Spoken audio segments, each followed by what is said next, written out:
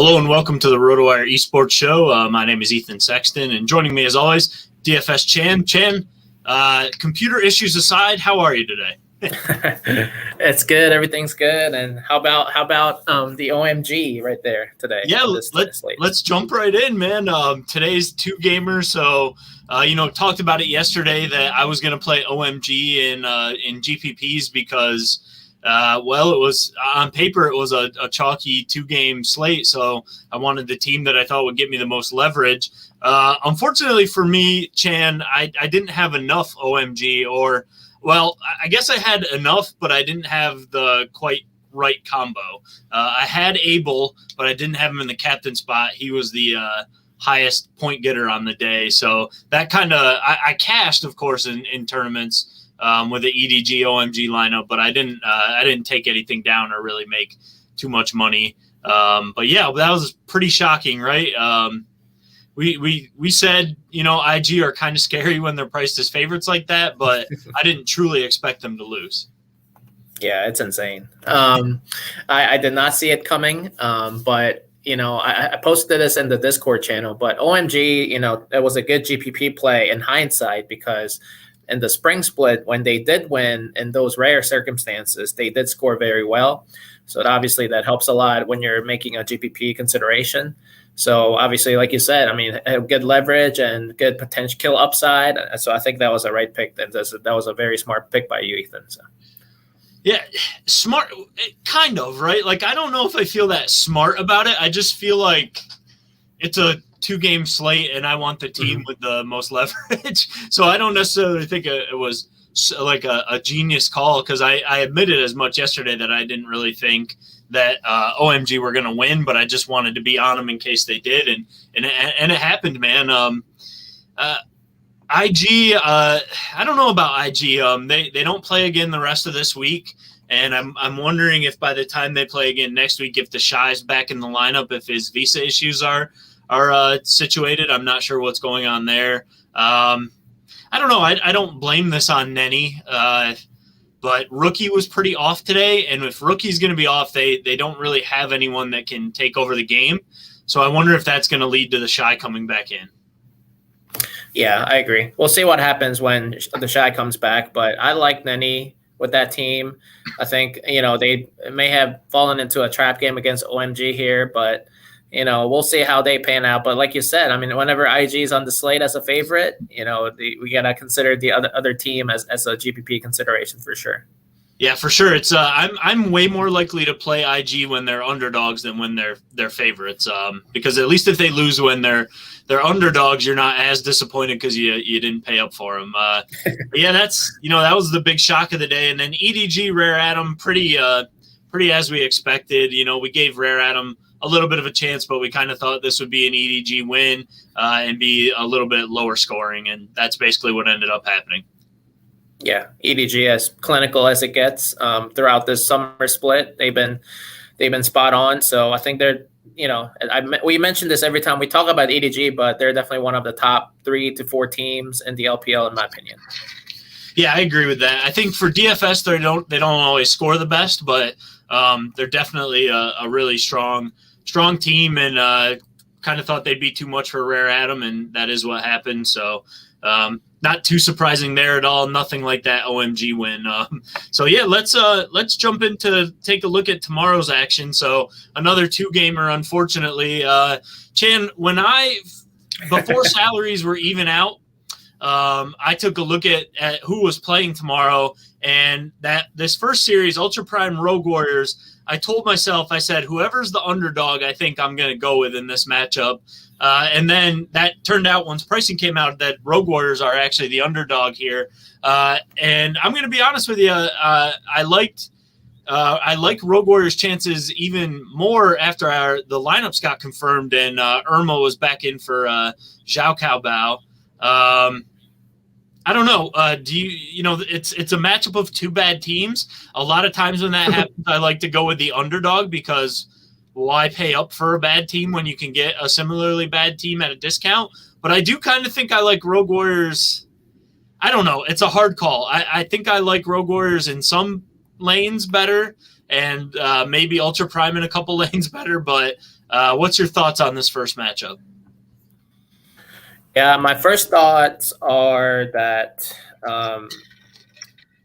I see that Ice Coke is still starting for Rogue Warriors, and Haro is not starting. I didn't think they played well in their last series, the Rogue Warriors, so that hesitates me a little bit. But yeah, I mean, like you said, I mean, this feels like a toilet bowl, early in the split. But yeah, I mean, I like Ultra Prime in certain spots. Before in their last two series, they played well in their, I think, first series against FPX. I like their showing there, but then the last series they played in, they didn't look very good. So I feel like the more consistent team, even though they're both bad, is the Ultra Prime. So I think that's why they're a favorite. But Rogue Warriors, with all these rookies, or I guess just the LDL players now being promoted to the LPL, with like 8917 and then Ice Coke from the academy roster, I like their chances now that they have a game under their belt. I think this can go either way, but if I had to pick, I'll probably pick Ultra Prime to win because to me, they seem more consistent throughout certain games that I've seen compared to Rogue Warriors. Yeah, I think I agree with your analysis, even though I'm likely going to play Rogue Warriors. Just to hope to get a little bit of leverage, I think. Like when I look at the matchups, I think bot lane advantage for Rogue Warriors. I think I'm not a big fan of Hacker, but I still think I got to give top and jungle to Ultra Prime. And then mid lane kind of feels like a bit of a wash. I'm not a huge fan of Irma, but I don't exactly think that Forge is necessarily a great player either. Irma coming back in, I mean, both of these guys in the spring were more like supportive mid laners than, kill-oriented mid laners. So I'm not really like too fired up to use either of the like. I don't know. I don't really know who I like give the lane advantage to. I think they're more like team focused type guys. I don't know. Do you agree with that, or like, do you really have a lean on that mid lane matchup? Because I think that's kind of the toughest of the lane matchups to call, in my opinion. Yeah, it's tough because, like you said, Xiao Kao Bao started the past games for Ultra Prime, but now Irma is starting. We haven't seen Irma this split, but we know Irma from before, and he was just like a mediocre, mid laner who used to play for E-Star / Ultra Prime now. Mm-hmm. So I didn't really like Irma last split when he did play. So obviously Forge, I think he was a decent mid laner as well for Vici Gaming last season. So I don't know. It's a tough call, like you said, but I give edge to Forge there. So if you think the bot lane for Rogue Warriors is better, and I think the mid laner for Rogue Warriors is better, so yeah, I mean, I feel like Rogue Warriors has a decent chance. I think so for sure. I mean, both teams have a chance, but I think at the end of the day, I do agree with you that Ultra Prime, through a short samples, of course, have looked a bit more consistent, and they don't have two rookies on their team to worry about settling in. So I think I think Ultra Prime, maybe Ultra Prime win, but I think I end up playing Rogue Warriors to hopefully get some leverage and really to as we jump over to the next matchup, to really the main reason to play Rogue Warriors is to get a lot of JD Gaming, because LNG have been solid to start the split, but I think JD Gaming have looked really great so far through their first week. And I feel like this is probably going to be a too high of a hurdle for LNG. Feels like probably a JD Gaming sweep. The only concern is, do you think that this is the slower of the two series? And first, I guess, do you agree that, this looks like a sweep for JDG? Part of me I say my brain says JDG is going to win 2-0. Just based on what I've seen so far, I think JDG has been playing, probably the best team in the summer split for the LPL right now. Obviously, they beat Top Esports the other day, and as you guys know, Top Esports is one of the elite teams in the LPL too. Even though they had a new top laner, I think the rest of them were still from the spring split for Top Esports, and JDG just dismantled them. So in my opinion, yeah, I mean, JDG will win most likely 2-0. But LNG has also been playing well. They're 4-1. They have won both of their series. But yeah, I mean, in terms of the pace of the game, I like the JD Gaming LNG game as the more bloody matchup. So I would use a long stack from there. And I hesitate a little bit because if you think JDG wins, which obviously the odds indicate that they're likely going to win, then obviously JDG scores well. They have the highest combined kills per minute in the LPL so far in the split. But if you think the LNG has a chance, and if you are long stacking LNG, I'd give it a little pause because we mentioned this before about LNG, but LNG scores very low. They play on the slower side. So, but obviously that can be, notched up a little bit because JDG plays fast. So, it's all based on matchups. And if JDG, engages in a lot of team fights to get back in the game if they're behind, or, tries to, get the lead, even from the get-go, then LNG, if they end up winning, then, they'll score high. So, yeah, I mean, I think I would use a long stack from the JDG and LNG only because, the metrics indicate that. But as you know, the toilet bowl, like between Ultra Prime and Rogue Warriors, can, sometimes that tend to produce a lot of team fights and, a lot of kills there. So if it's a clown fiesta like it is, in some LPL games, then, but it's early in the split though. So obviously, these last point I'll make is these two LPL teams, even though they're low in standings and they're not as, competitive as some top tier LPL teams, they still have hope. This is early in the split, so they're going to focus, actually try to win the game through objectives and everything. So, yeah, I mean, that tells me that maybe they'll play a little slower. So we'll see. Yeah, I think I agree with you there. I think if JD Gaming win, they're probably going to be the highest scoring team on this slate. But if LNG pulled off an upset, I don't know if they would be. So I agree with your analysis there as well. Any players really stick out to you in these matchups? I think for me, we kind of talked about in the first matchup already. Like if you're looking Rogue Warriors, I think it's going to be the bot lane and Forge. If you're looking Ultra Prime, I'm not a fan of Hacker and SMLZ, but I think if they win, they're going to be involved, right? So I think you can go there. And then JD Gaming, I think really you could go a little bit wherever you want. Sometimes when JD Gaming are on the slate, I'm not a huge fan of playing Yagao, but I think compared to every other mid laner, like I like Icon, but obviously I think JD Gaming are going to win, so I'm not really considering Icon too much. But I think compared to the rest of the slate, I think Yagao is the best mid laner on the slate, so he's probably a good shout. And then, the rest, Zoom and Kanavi, two of the best in their role. Loken, very great AD carry as well. So I feel like JD Gaming, if you're going there, you can really play anyone.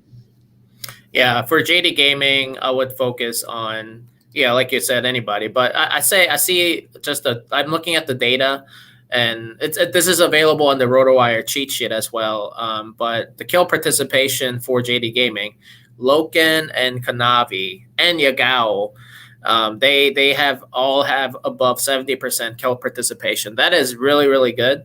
And they have played 4 games already.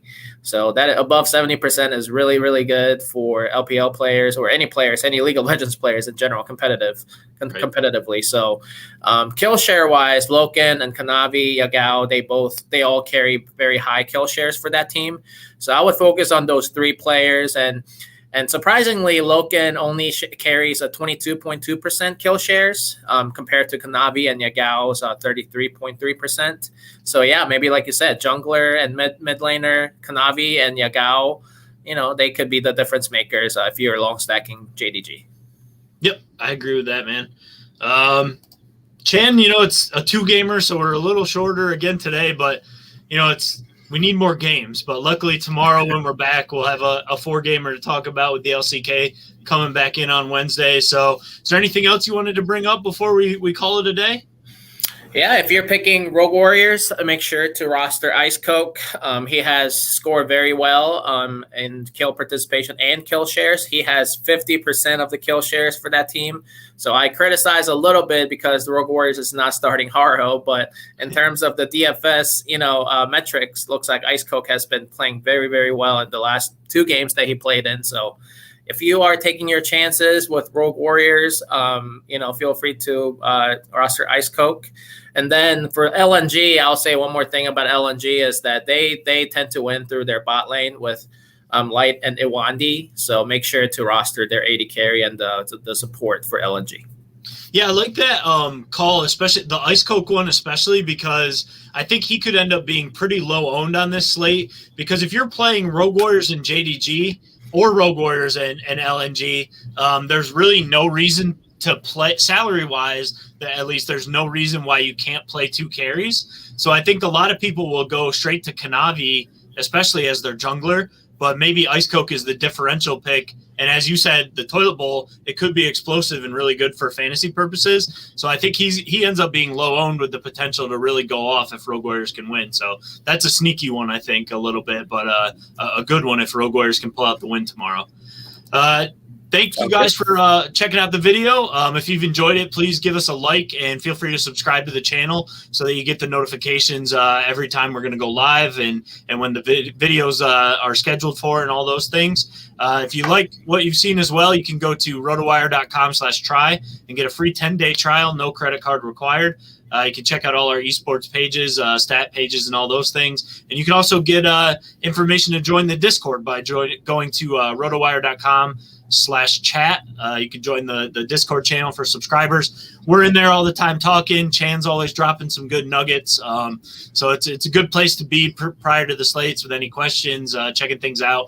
And I was going to say, too, the Discord, even though we don't do videos for the LEC or the LCS, we will talk about them in there if people are interested. I know yesterday you had a good call with the Fnatic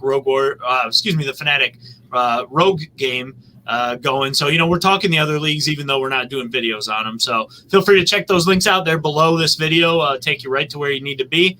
Chan, good talking with you as always, and we'll catch you tomorrow for a 4-game slate. Sounds good. Thanks, Ethan. All right. Take care, everyone.